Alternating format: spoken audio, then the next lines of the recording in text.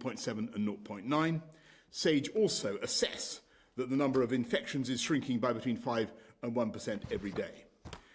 The latest ONS data shows prevalence and new infections to be stable and low. The number of patients newly admitted to hospital with coronavirus each day and the number of coronavirus patients in mechanical ventilation beds have both fallen by more than 90% from their peak in early April. And while we mourn every death, the average daily death rate continues steadily to fall. This progress is testament to the phenomenal efforts of our NHS and social care staff working tirelessly on the front line.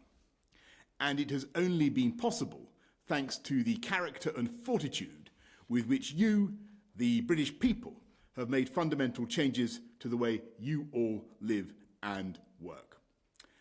When we set out our plan to rebuild on the 11th of May, we said that our goal was to return to life as close to normal as possible for as many people as possible, as fast and as fairly as possible, in a way that is safe and that continues to protect our NHS. That goal remains the same, but the tools we use to achieve it are changing. At the start of the pandemic, we knew far less about the nature and the spread of the virus, and we had to take blanket national measures. National lockdown was undoubtedly the right thing to do and has saved many thousands of lives. Now, however, we know more about the virus, we understand the epidemiology better, and our intelligence on where it is spreading is vastly improved. That means we can control it through targeted local action instead. In England, this work is led by NHS Test and Trace and, within it, the Joint Biosecurity Centre. My deep thanks go to Dido Harding, who oversees this work and who joins me today. This approach is already working. In Weston-super-Mare and Kirklees, we took swift and successful action to contain outbreaks at specific premises. In Bradford and Blackburn with Darwin, we identified troubling trends in the data and worked closely with respective local authorities to increase testing and take targeted action. That work continues. And in Leicester, we instituted a local lockdown in order to bear down on stubborn rates of infection. As the Health Secretary announced last night, we will begin to relax the restrictions there next week. We can do so because the data is improving, with the percentage of people testing positive falling from a weekly rate of 12.2% on the 29th of June to 4.8% yesterday. The approach varies in different parts of the UK, but all parts of the UK benefit from the support of our armed forces, additional testing facilities, and billions of pounds of support provided by this government. Today, we are publishing our framework for containing and controlling future outbreaks in England, which will enable national and local government to work closely together. From tomorrow, local authorities will have new powers in their areas. They will be able to close specific premises, shut public outdoor spaces, and cancel events. These powers will enable local authorities to act more quickly in response to outbreaks where speed is paramount. Action by local councils will not always be sufficient, so next week we will publish draft regulations which clearly set out how central government can intervene more effectively at a local level.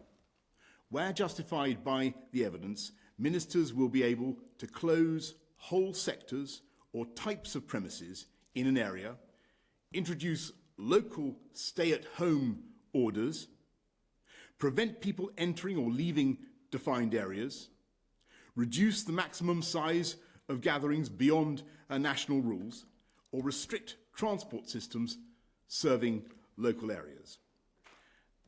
I know it will be hard going for people affected by these local measures. It isn't easy, and for some it may seem unjust that people just a short distance away can live their lives closer to normal.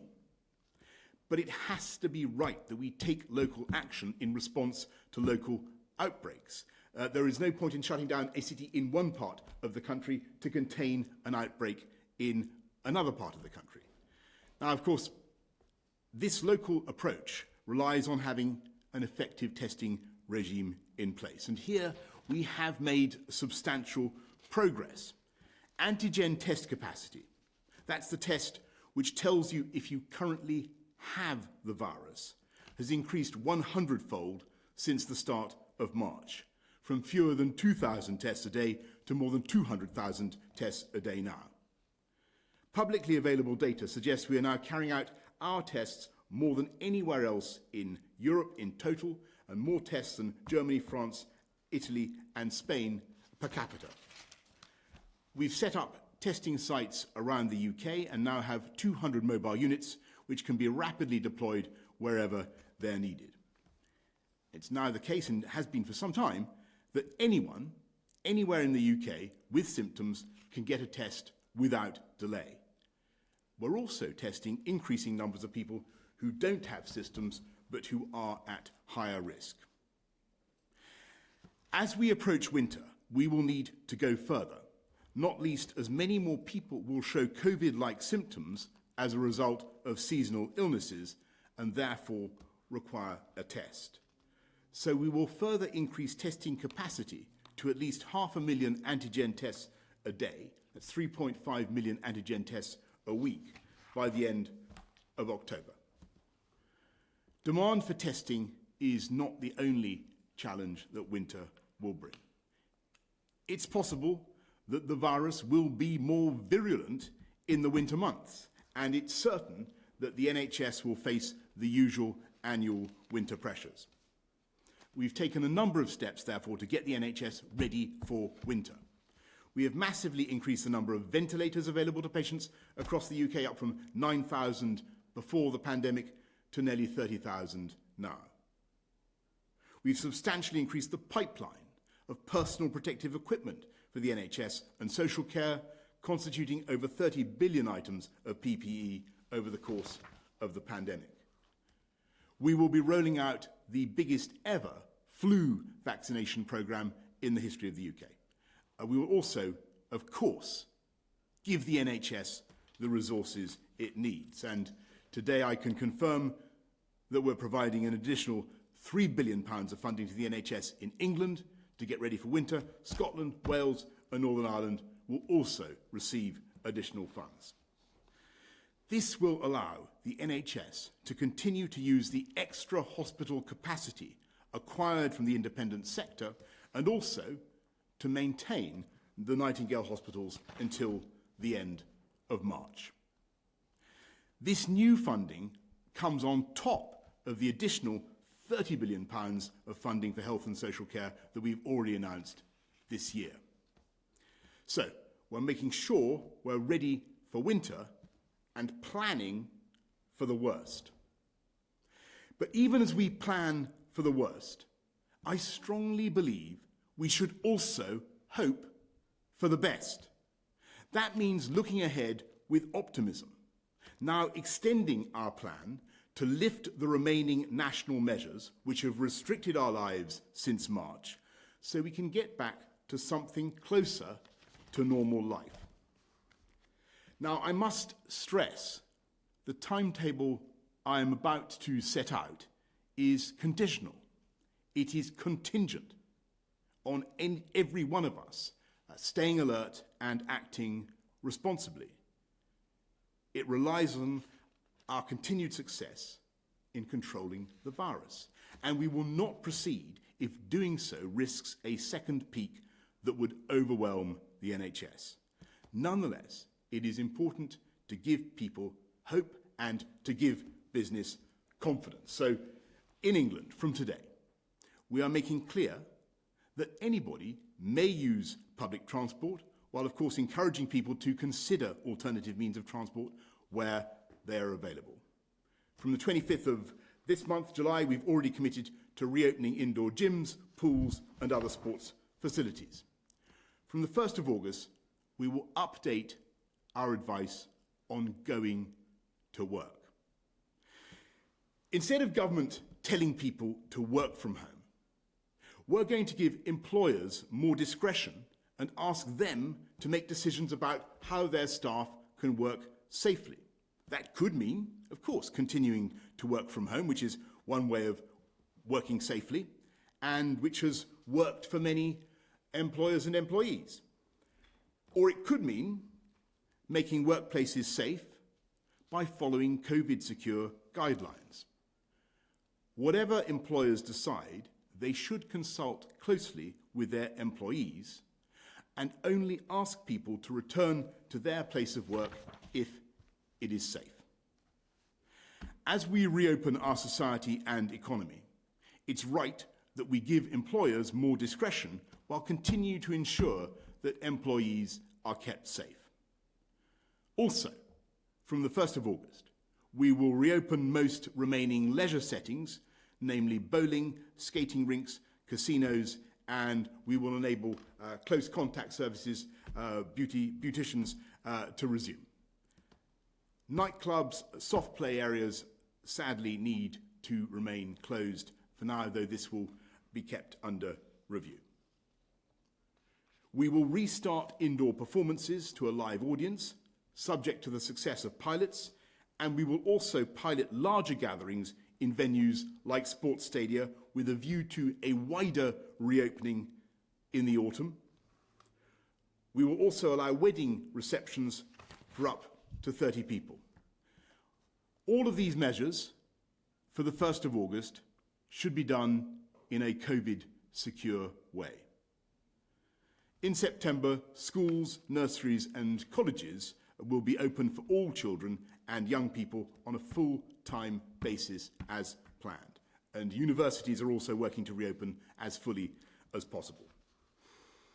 From October, we intend to bring back audiences in stadia and to allow conferences and other business events to recommence. Again, these changes must be done in a COVID-secure way, subject to the successful outcome of pilots. Throughout this period, we will look to allow more close contact between friends and family where we can. It is my strong and sincere hope that we will be able to review the outstanding restrictions and allow a more significant return to normality from November at the earliest, possibly in time for Christmas. At all times, we will continue to work with the devolved administrations in Scotland, Wales and Northern Ireland to support and care for those at risk, wherever they live in the UK. We've said that the shielding programme for those most at risk in England, the clinically extremely vulnerable, will be paused at the end of this month.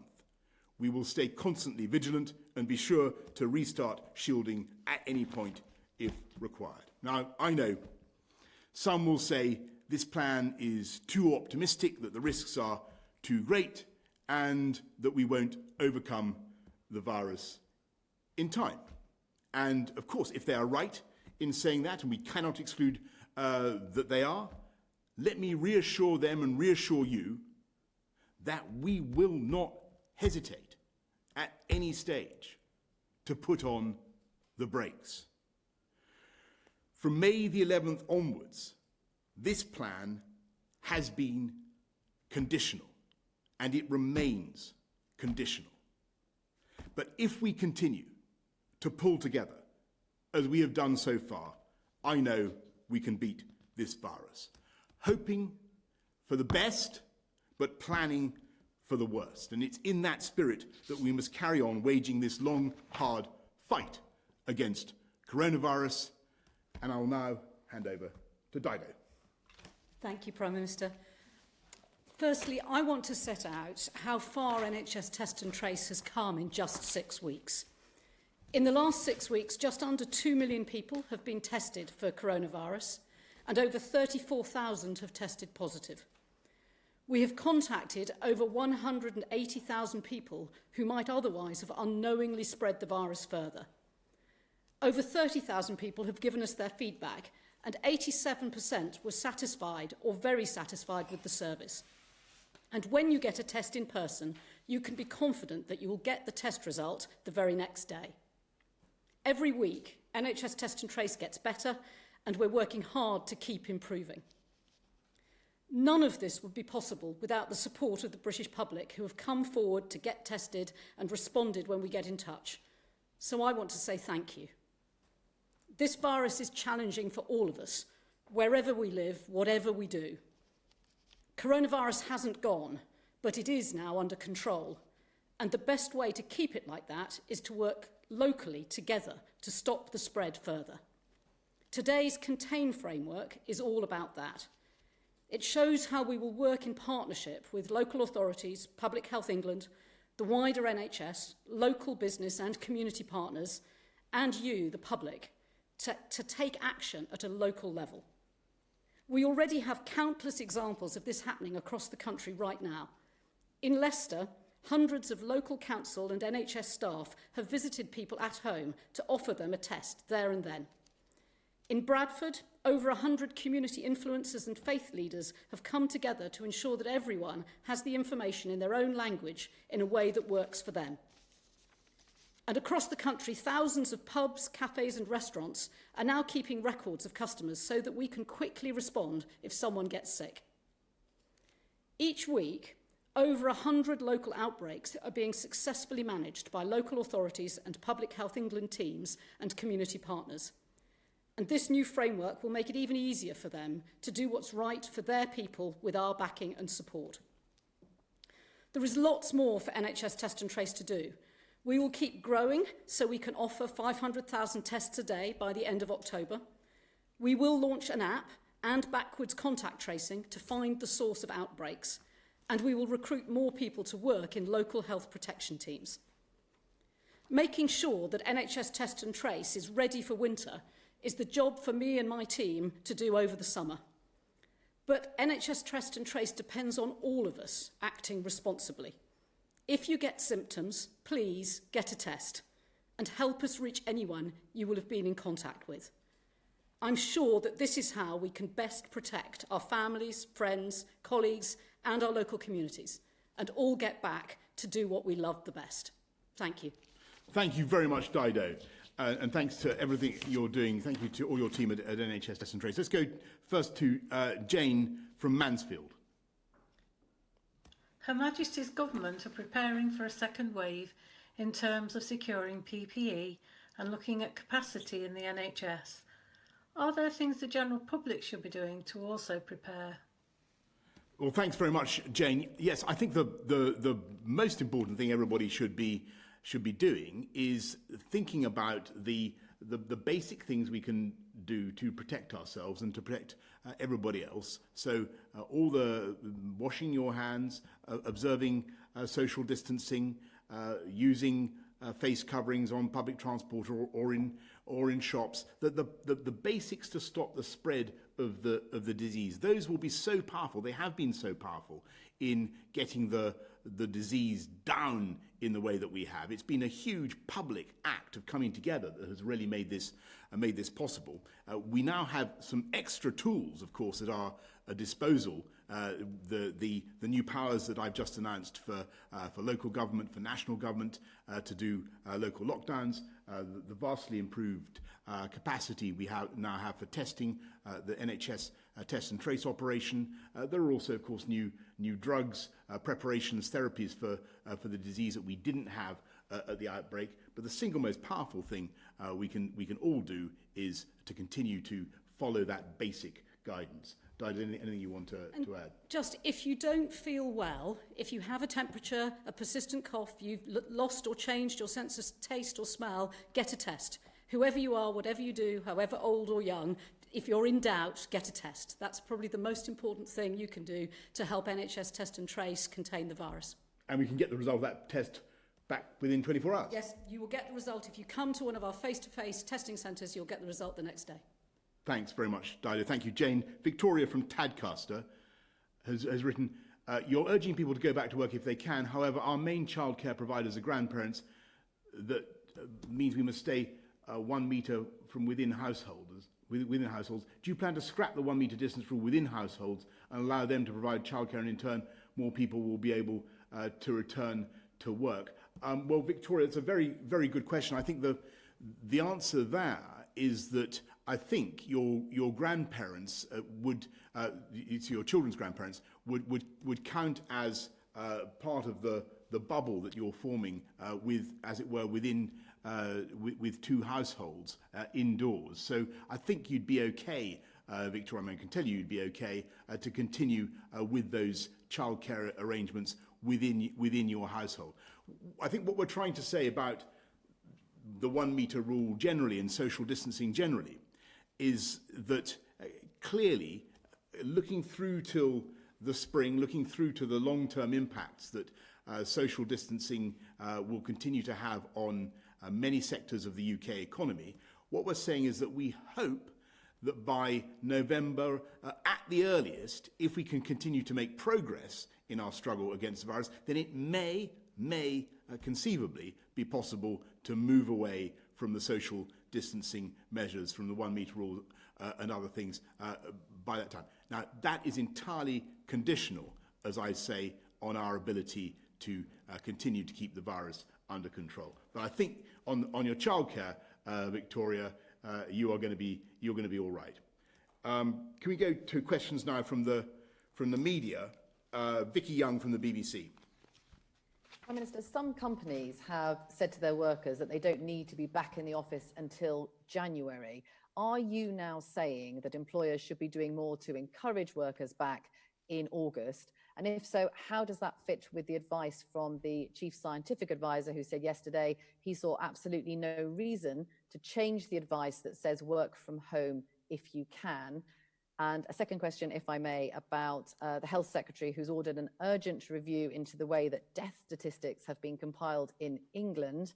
Do you have confidence in the work of Public Health England? Well, thanks very much, Vicky. Look, on I totally agree with Sir Patrick Vallance on what he's saying.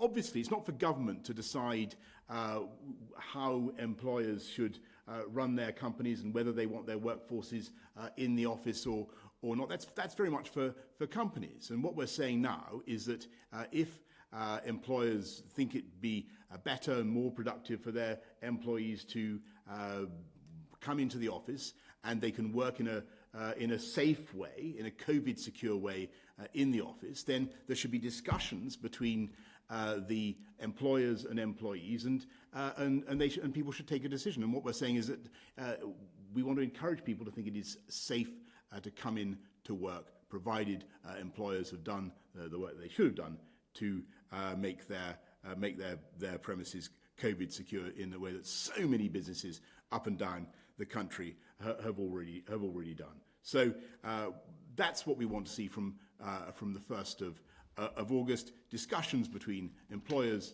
and employees about how they think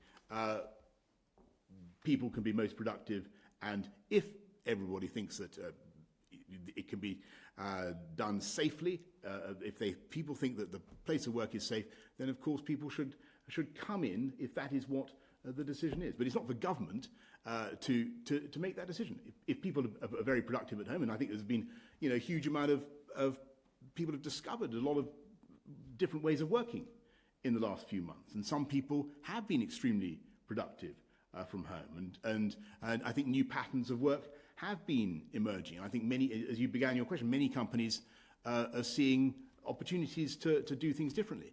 But where employers think it's now time to get people back, and certainly they will want to be seeing people coming back into the civil service here in London, where employers think it's time to come back and it can be done in a safe way, then that is what we think they should be doing. But it's for them and their employees to decide. On the statistics, that I think Matt Hancock is going to be doing a review of those statistics and with Public Health England.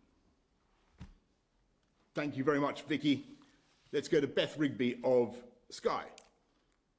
Thank you, Prime Minister. On the one hand, you've just said that you think the virus could become more virulent as we head into the winter, and yet you're also still easing restrictions as well. Are Sir Patrick and Chris Whitty not here with you today to explain the public health and scientific considerations behind these decisions, Because they are two of the people, to quote you, who believe this plan is too optimistic and the risks are too great. No. Chris and Patrick are I think, giving evidence to the Lords and doing lots of things today. In fact, they briefed the Cabinet earlier on today on these plans. But I must stress that the Chief Scientific Advisor, the Chief Medical Officer, give us advice which we, of course, take very, very seriously. But in the end, decisions are taken by the elected politicians. We have to weigh the advice that we get. And I don't think that our wonderful scientific and medical advisors would want to take those decisions for us. Those are decisions for us to take. And I think people should understand the balance of what we're saying. What we're saying is that where employers decide with their employees that it's safe to come back to work, then people should come back to work, and provided that that can be done in a COVID secure way. Thanks very much, Beth. We're going to go to Carl Dinnan from ITV. Prime Minister, yesterday, as you know, Sir Patrick Vallance said there was no reason to change the advice on working from home. Today you changed it. Has something happened in the meantime that has meant that you can now change that advice? And as you say, that it will now be left up to employers to decide whether or not their employees come. If the government doesn't have a view on whether or not it's safe to work from home or work from the office, how are employers supposed to make that decision? No, sorry, the government certainly has a view about whether it's safe. And our view is whether that it is safe, provided employers have taken the steps that they need to take, which of course will be invigilated by the Health and Safety Executive to make sure that their place of work is COVID secure. If they've taken those steps, if the place of work is COVID secure, then our view is that it is safe. But whether people should go into work, whether they need to go into work, is not something that the government can decide. It is up to employers to decide with their employees whether they think the time has come for them to be more productive in a place of work for a greater portion of the week than staying at home. As I said, Carl, we've learned all sorts of lessons over the last few months about the wonders of Zoom and muting and unmuting our colleagues and all the rest of it. And it's fantastic. And here we are communicating in a way we never would have dreamed was possible only a few years ago. It's a miracle. But in the end, human interaction, face-to-face conversations are important. Many businesses tell me that. What we're saying is from the 1st of August, if they can talk to their employees, if everybody can discuss it in a serious and grown-up way, if we can be confident that the places of work are COVID secure, which I'm sure we can, then employers working with their employees should be encouraging people to get back to work where that is right for that employee. That's what we're saying. And they should use public transport if they need to, though, of course, where possible, alternative means should also be used. Okay? Thank you very much. Let's go to Jim Pickard of the FT. You're 400,000. How many of those do you want to go back to working in, and when? And for Harding, the Prime Minister said about March that antibody tests were going to be the game changer for the pandemic. The government's ordered 1 million tests. Only 1 million have been done so far. Those done with health workers and care home staff. When are you planning to roll that out in the community, or have you concluded that this is not a game changer after all? Well, I'll hand over to Dido on the antibody tests in a minute. But Jim, thank you. I notice it says your network bandwidth is low, and I apologise for that, because one of our tasks as government is to get gigabit connection for everybody by 2025, and we will be rolling that out. Jim, I'm surprised the FT can't lash out on some proper connections for you, by the way. But anyway, we really do want to improve general people's connectivity, because I do think that we've made huge progress, and that actually affects the answer to the question about, how many of the 400,000, I think the question was about the 400,000 wonderful civil servants in Whitehall should be coming back.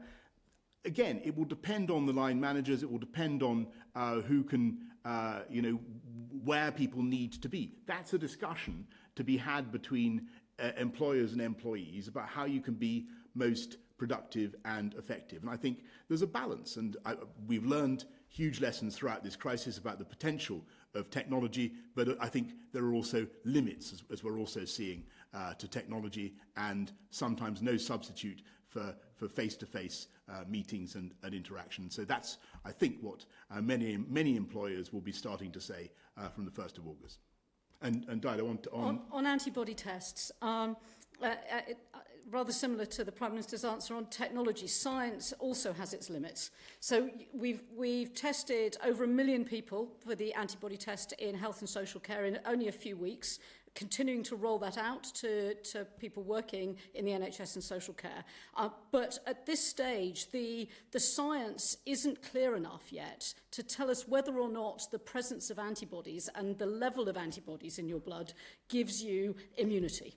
And so at this stage, the actual only information that you get from an antibody test is that you have or haven't got antibodies.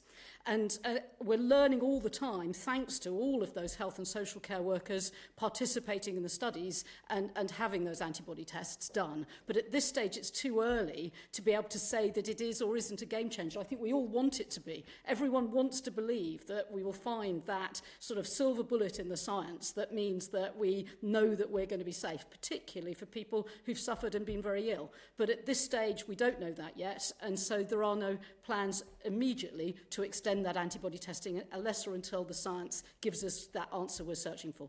Yes, and perhaps I should just add that what I intended by that is, by the game changer is, I think, there are several things that could be game changer. A vaccine would obviously be a game changer, but I also think that test and trace and our ability to detect the outbreaks at a local level in real time, as it were, and the closer we can get to pretty much instantaneous detection of outbreaks, and we're making progress the whole time, the better we will become at preventing a more general outbreak and containing it faster and faster. And so testing and tracking and tracing have got much better in the last couple of months it's been, and I've no doubt that by October, November, when obviously there will be the winter pressures that I've described,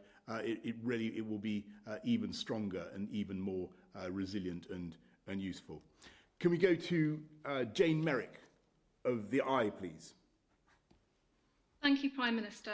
You mentioned November as a landmark month for getting back to normal, and many people, families across the country, will be thinking about Christmas. How optimistic are you that families, including grandparents, will be able to gather around the Christmas table and spend Christmas together? And secondly, last month, SAGE's Behavioural Science Subcommittee published a report which concluded that there has been a recent decline in the credibility of and trust in the government in relation to the pandemic. Are you concerned about this, and how do you convince the public to listen to what you're saying, given that conclusion? Well, thanks very much, Jane. What we want is for everybody, and you've got it completely about Christmas, because it's not only a very important time of year for families, it's also a very important time of year for the UK economy and for many millions of people working in all kinds of sectors, many of them not on, many of them on modest incomes, and it's very important that we hope for the best, Jane. That's what I'm trying to set out today. A plan where we hope for the best, but plan for the worst. And clearly, the steps that we're taking for September, October, November, they're all conditional on our continued ability to defeat the virus.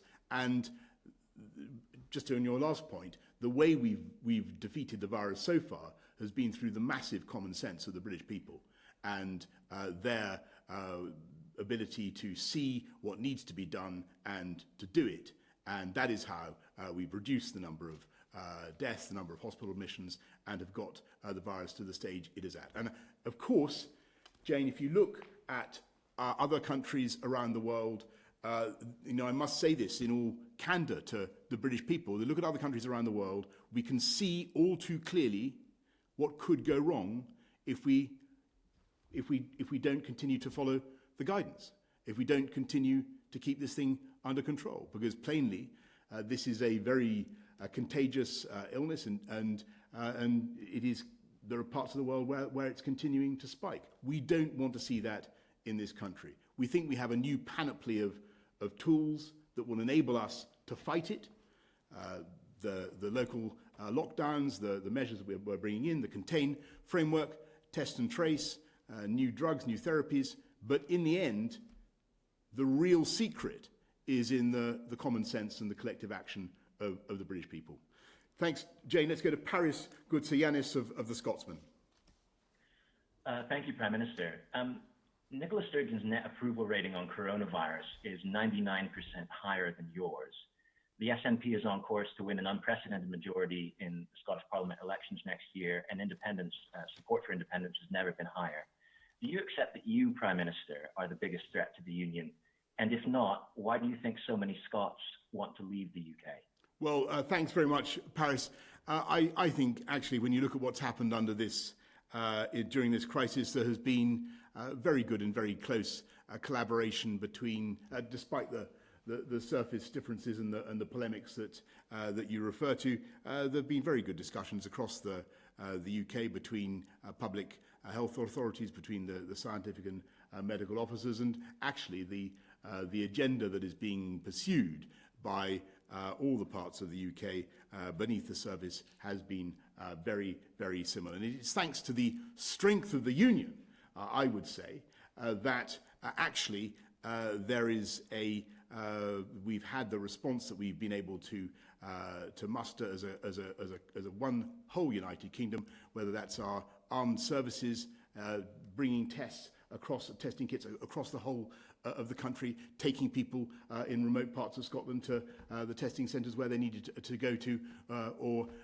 the might of the UK Treasury and HMRC getting the furlough scheme up and running across the whole of the UK in a way that I thought was incredibly impressive. So I'm conscious that people will want to try to make divisions, and it's quite right that there should be distinctive approaches in some aspects of the way we approach coronavirus, but I've absolutely no doubt that the Union has proved its worth during this crisis time and time again. The oldest, most successful political partnership in the world, and we certainly don't want to see it broken up. Anyway, Paris, thank you very much for your contribution. Thank you to everybody who's joined us today. Thank you in particular to Dido from NHS Test and Trace. Thank you all for listening.